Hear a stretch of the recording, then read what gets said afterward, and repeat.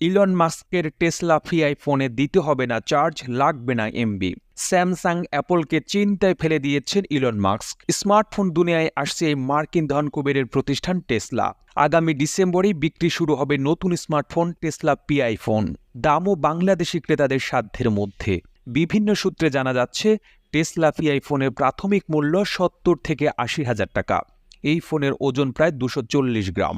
টেসলার website থেকে জানানো হয়েছে এই ফোনে সরাসরিভাবে দিতে হবে না ব্যাটারি চার্জ, কারণ এটিতে সৌরশক্তি ব্যবহার করা হয়েছে, যা স্বয়ংক্রিয়ভাবে আলোর দেখা পেলেই চার্জ হয়ে যাবে।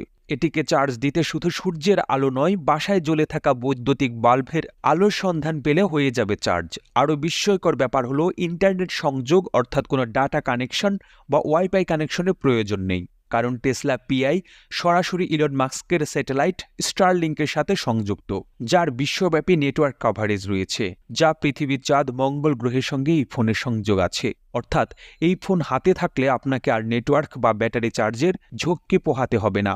শুধু তাই নয়, যারা গভীর সমুদ্রে, জাহাজে কিংবা পাহাড়ে বিভিন্ন কাজে যান, তাদের জন্য এই টেসলা পিআই স্মার্টফোনটি হতে পারে সবচেয়ে কাছের বন্ধু।